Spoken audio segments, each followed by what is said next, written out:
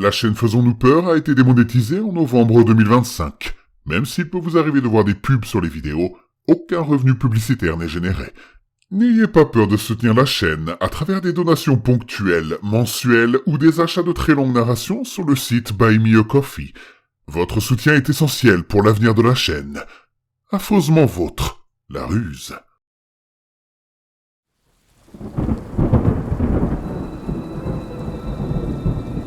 Attention, le contenu de cette vidéo peut heurter la sensibilité des plus jeunes. Vous êtes prévenus. N'ayez pas peur de laisser un pouce bleu, d'activer les notifications et de vous abonner si ce n'est pas déjà fait.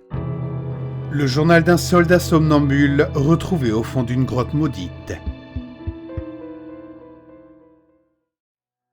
Journal de Nathaniel H. Jackson. 11 novembre 1911.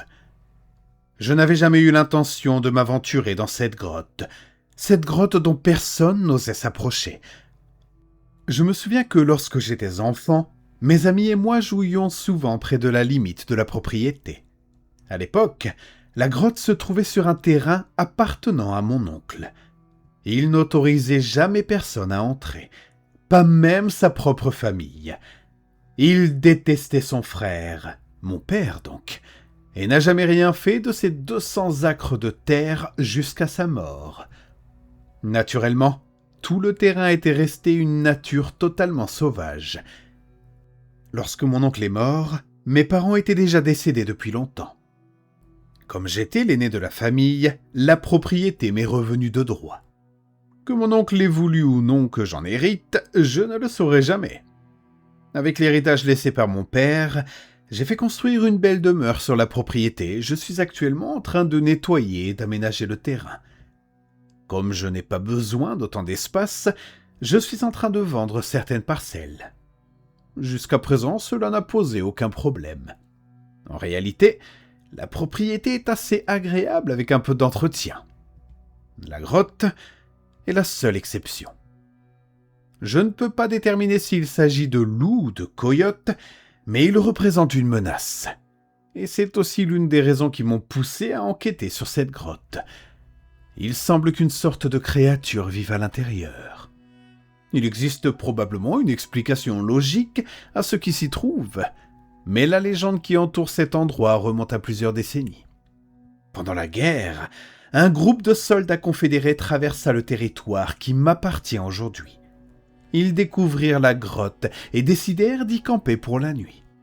L'un des hommes souffrait de somnambulisme et pendant son sommeil, il s'enfonça profondément dans la caverne.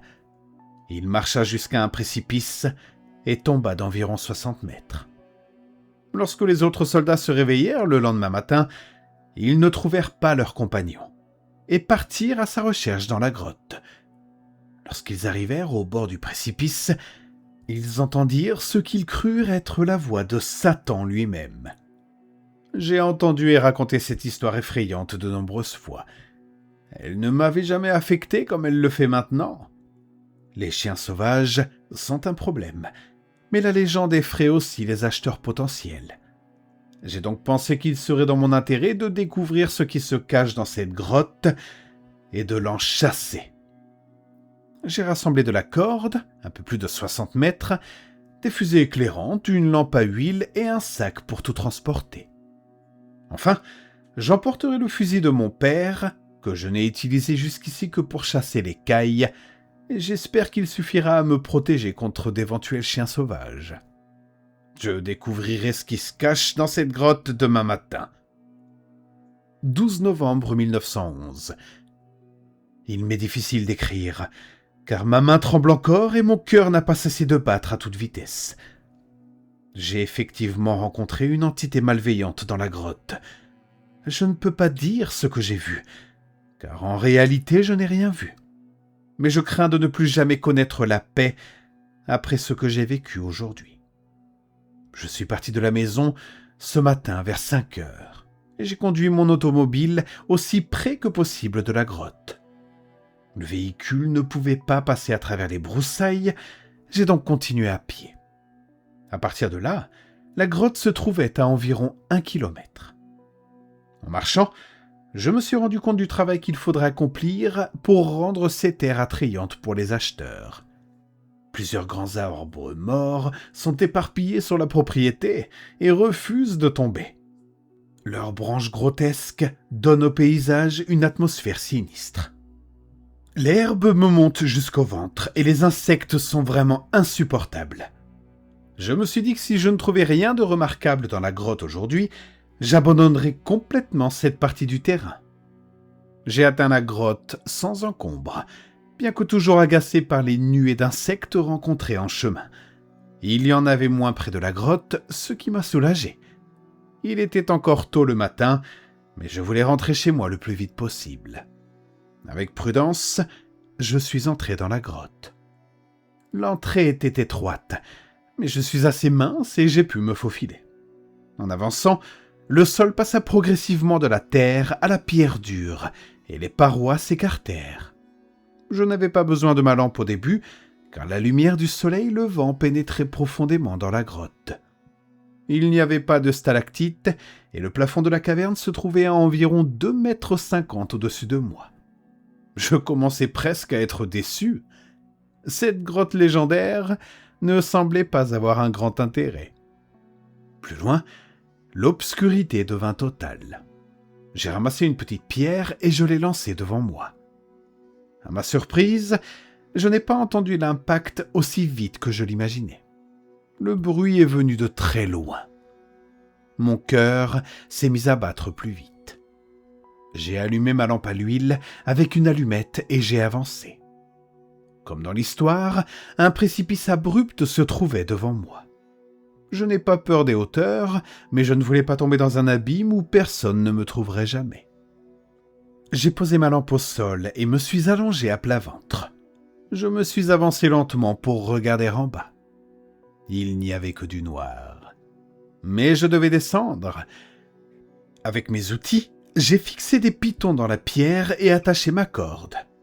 Puis j'ai commencé à descendre, tenant la lampe dans une main et la corde dans l'autre. Pendant environ 5 minutes, je me suis enfoncé dans l'obscurité. Je tendais l'oreille pour entendre un bruit venant d'en bas, mais il n'y avait rien. Lorsque mes bottes ont touché le sol, j'ai poussé un soupir de soulagement. La lampe brûlait toujours, la corde était toujours attachée au sommet. J'ai avancé un peu. C'était comme marcher dans un champ vide en pleine nuit. L'air semblait presque ouvert et j'aurais juré sentir une légère brise. Pourtant, le sol était parfaitement lisse et le silence était oppressant. Je me suis laissé distraire par mon étonnement. J'aurais dû marquer mon chemin.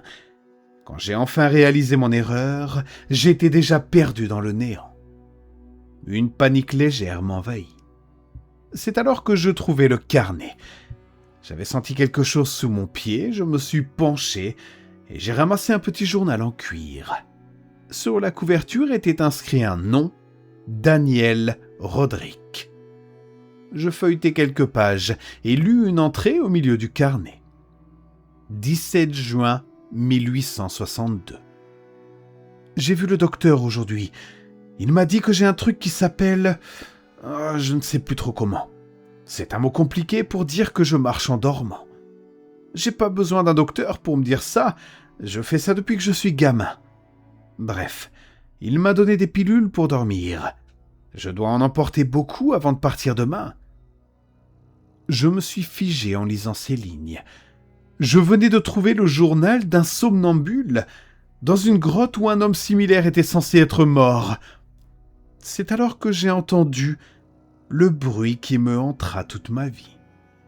Un sifflement grave, un frisson glacial parcourut mon dos. J'ai failli lâcher ma lampe.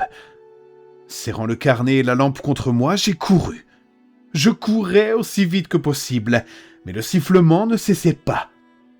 Il devenait de plus en plus fort. Terrifié, je n'osais pas regarder derrière moi. Je percutai soudain un mur de pierre.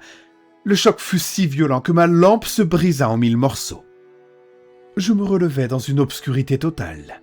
Les mains contre le mur, j'avançai frénétiquement, jusqu'à sentir enfin la corde.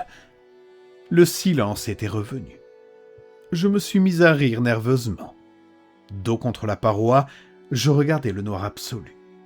Je pouvais remonter à tout moment, mais quelque chose me poussait à rester là, à fixer le vide.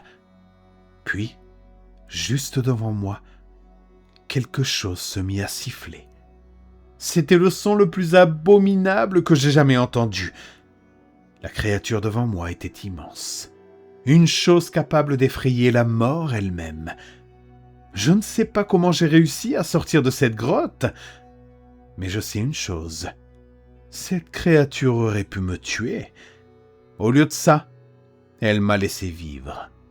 Et c'est peut-être la pire torture qu'elle pouvait m'infliger, car je suis désormais condamné à vivre toute ma vie avec le souvenir du son même du diable.